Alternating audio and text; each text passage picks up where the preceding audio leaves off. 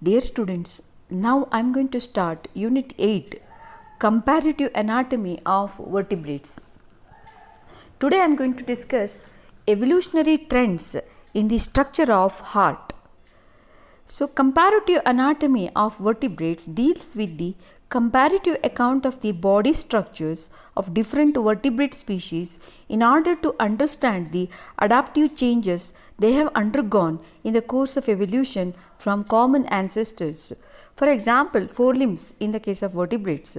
So, they have a common basic structure. So, forelimbs they have they have adapted to perform the hopping in the case of frog. In the case of bird, it is used for flying. So, it is modified into wing. So, so this adaptive changes we can able to understand, and we can able to link evolutionary with the help of this comparative anatomy. Comparative anatomy reveals the basic similarities and adaptive radiations of structures and function with respect to integument, that is skin, skeletal system, muscular system, circulatory system, digestive system, excretory system, all the systems in organs in the body among different classes of vertebrates. The comparative anatomy and morphology of vertebrates provides the strong evidence for organic evolution, as it shows similarities and differences among vertebrates, establishes connecting link between the successive groups. By studying, we can able to understand the evolutionary ranking or status of that particular species, and how a particular structure is evolved over the the course of time. All this you can see here in this you can see the how exactly the evolution of heart in the case of vertebrates. So, that is what we are going to study in this video. So, vertebrate have closed circulatory system, you know that. So, heart is a muscular pump, pulsating pump, which maintains proper pressure in the blood so that all tissues receive essential materials. So, it has pass through the capillaries, and it has to it has to supply adequate respiratory gases and nutrients to all the tissues in the body. So, that you can see proper pressure should be maintained in the blood vessels. It is through the pulsating heart or muscular pump. You have studied already the detailed structure of mammalian heart, or especially the human heart in your PU. So, here just recollect that. So, vertebrate heart consists two basic chambers, you know that, auricles and ventricle. Auricle or atrium, receiving chamber, it receives the blood from different parts of the body, whereas actual pump is the ventricle, it is a pumping chamber. Okay. So, how exactly the evolution of heart, or else what are the adaptive changes what you see in the heart of fish, amphibians or the frog, reptiles in specific with respect to the lizard, and aves in specific with respect to the pigeon, and in the case of mammals, that is in the case of rabbit. So, here you will see it is the general organization of the fish heart. It is like a tubular heart. So, you will find the sinus venosus, atrium and ventricle, only two chambers you will find here. They are all in a tubular form, you will find. It has not divided into different left atrium, right atrium, not like that you can see, and also the single circuit you will find. So, whereas this is in the case of rabbit, or else in the case of human, you will find it has four chambers, left atrium, right atrium, left ventricle, right ventricle, and there is a you will see the deoxygenated and oxygenated blood kept separate. So, how exactly from this simple tubular heart into a complex structure, that is what you see in the case of mammals, and what are the intermediate changes what you see in the case of amphibians, reptiles and the aves. So, that is what you are going to study now. This is what you can see, the comparative account of the vertebrate heart with special reference to shark, frog, lizard, pigeon and rabbit. So, what are the evolutionary trends that is seen in the course of the evolution of vertebrate heart? So, you will find in the case of fish, that is in the case of shark, what you are studying, it is single circuit. So, single circuit means heart receives only deoxygenated blood and it pumps the deoxygenated blood to the gills. Heart never receives oxygenated blood. This is called single circuit. But just recall what you have studied in the case of human heart receives both deoxygenated and oxygenated blood and it pumps both this, and both this circulation kept separate. So, that is you will find in the case of mammals. So, this is what you can see, the single circuit to the establishment of double circulation by developing septum in auricle and ventricle. So, auricle ಮತ್ತು ವೆಂಟ್ರಿಕಲಲ್ಲಿ septum develop ಆಗುತ್ತೆ, partition develop ಆಗುತ್ತೆ. Auricle left ಮತ್ತು right ಆಗಿ divide ಆಗುತ್ತೆ septum develop ಆಗೋದ್ರಿಂದ. ಅದೇ ಥರ ವೆಂಟ್ರಿಕಲ್ ಕೂಡ ರೈಟ್ ಆ್ಯಂಡ್ ಲೆಫ್ಟ್ ಆಗಿ. So that you can see right side deoxygenated blood, left side oxygenated blood. So, double circulation, this is what you see in the case of mammals. So, how this double circulation, it is a very efficient circulation. You can see the tissues are properly supplied with pure the oxygen rich blood, whereas in the case of fish, so it is not so efficient. So, how this evolution occurred from single circulation to the double circulation. So, this is what you are going to study.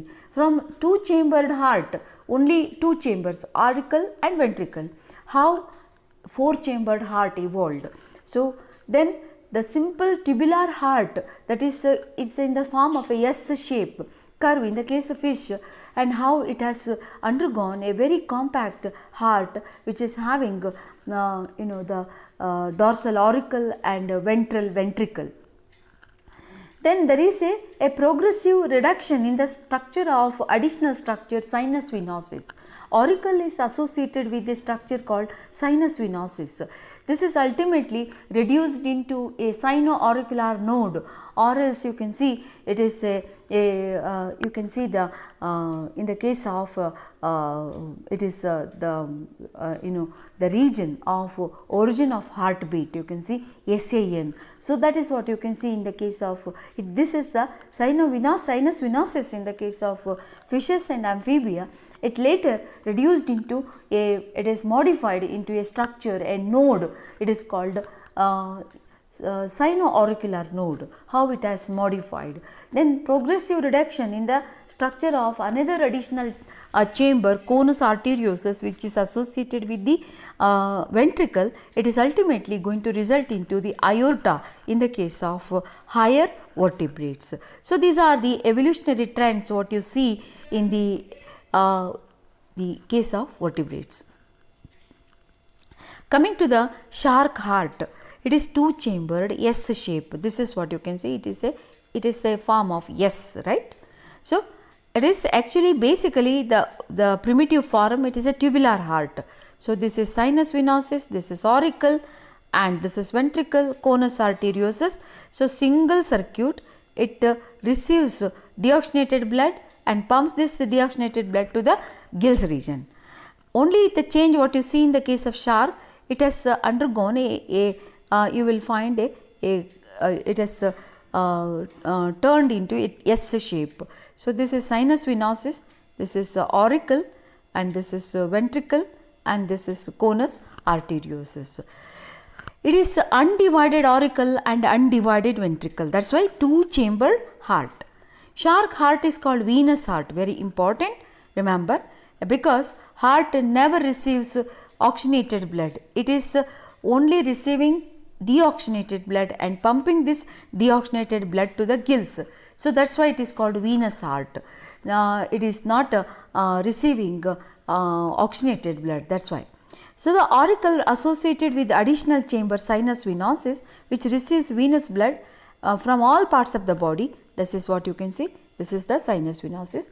So, sinus venosus contracts and the blood is received by the auricle, auricle contracts, the blood moves into the ventricle, ventricle is the actual pump, it pumps the blood into the gills for oxygenation purpose, you can see.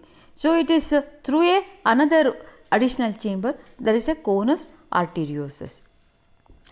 Coming to the in the case of frog and the lizard, what are the modification when compared to the shark? How in the case of frog, you will find it is 3 chambered, where there is a septum developed in between auricle, between the auricle, dividing the auricle or atrium into left and the right. So, that is what you can see, the auricle divided into left, this is right and this is the left auricle, whereas undivided ventricle. So, that is why it is called 3 chambered heart, whereas in the case of lizard incompletely 4 chambered. So, the auricle or the atrium divided into right and the left, but the ventricle what you see, this is not, this septum is developed, this is called interventricular septum, it is incomplete. So, there is you will find there is a gap. So, what happens, you can see it is called incompletely 4 chambered. So, auricle divided the right and left chambers, and due to the development of the interauricular septum in the case of frog, here also the same thing, here interauricular septum and also interventricular septum, but the interventricular septum is incomplete. Double circulation is started, but it is not complete, because what happens, you can see, so the right auricle receives deoxygenated blood through the sinus venosus, left auricle receives oxygenated blood from the pulmonary, so from the lungs. But what happens, you can see, the right auricle pumps the blood to the ventricle, the ventricle is undivided, left auricle also pumps the blood to the ventricle. So, there is a possible mixing of the oxygenated and deoxygenated blood, but somehow it is maintained, the separate oxygenated blood to the systemic arches and deoxygenated blood to the pulmonary artery through the valves that is present in the conus arteriosus. Whereas in the case of lizard, what happens, you can see here. So, here you will find it is much improved when compared to the frog. So, you will find the right auricle receives deoxygenated blood from the you can see the, and also left auricle receives oxygenated blood. So, when there is they kept separate, but a small mixing will take place. It is not to the extent of the frog heart. Frog heart, where you can see no septum, here there is a septum. So, this one you will find right ventricle pumps the blood to the you will find the left systemic arch, and the left pumps the blood to the right systemic arch. So, there is a small mixing will takes place, you will find. So, this is what you can see. So, this is you will find here in the case of this is in the case of frog. So, this is the left atrium and this is the right atrium, and there is a mixing you will find in this animation, you will able to see this.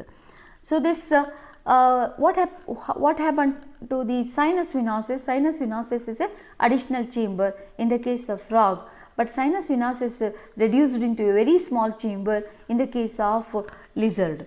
Conus arteriosus, you will find it has got semilunar valves which maintains the oxygenated and deoxygenated blood circulation separate to certain extent in the case of frog, but in the case of here the conus arteriosus is reduced to the basal region of the aorta and split into aorta into right aortic arch and the left aortic arch.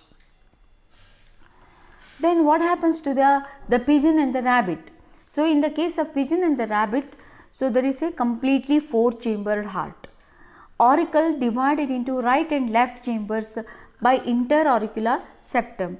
Similarly, ventricle also divided into right and the left chamber by interventricular septum. Here both in the pigeon and the rabbit double circulation is completely achieved. So, there is no mixing of oxygenated and deoxygenated blood. Oxygenated blood will be in the left side of the heart, deoxygenated blood in the right side of the heart. So, here the right atrium receives deoxygenated blood, it pumps to the right ventricle pumps this into the pulmonary artery. Similarly, the left atrium receives oxygenated blood from pulmonary vein, and it left ventricle pumps this to the left left auricle pumps to the left ventricle to the systemic, or else you can see the aorta. So, this is the same in the both in the pigeon and the rabbit, what you have studied in the case of human, in that's all the same. Only the difference what you see in between the pigeon and the rabbit. In the case the pigeon, you will find from the left ventricle, the systemic, it is turning to the right side, whereas in the case of mammals, it is turning to the left side. So, that is only the difference. So, here what happened to the sinus venosus? Sinus venosus functions during the embryonic condition. As it develops both in the pigeon and the rabbit, it is modified into a pacemaker sino-auricular node. And what about the conus arteriosus embryonic? It is going to form the pulmonary and systemic trunk or aortic arches. So, this is what you will find between the pigeon and the rabbit. It is almost same, only with reference to the looping of aorta. Aorta will carry the oxygenated blood, there is no change. Only the thing, aorta turns to the right in the case of pigeon or in the case of bird, whereas it is turned to the left in the case of rabbit. So, in summary, you can see there is a venous heart, there is incomplete mixing of deoxygenated oxygenated blood here also, but improved when compared to the frog. Here in these two, oxygenated and deoxygenated blood, that is the double circulation and perfect double circulation, 4-chambered heart in the case of birds and mammals. In the case of reptiles, only in the case of crocodiles, complete 4 chambers, whereas in rest of the reptiles you can see incompletely 4 chamber, because this ventricle interventricular septum is not complete. So, in the case of frog, 3-chambered heart. In the case of fish, you will find only 2 chamber you will find. So, this is about the evolutionary trends in the heart in case of vertebrate, with special reference to the shark, frog, lizard, pigeon and rabbit.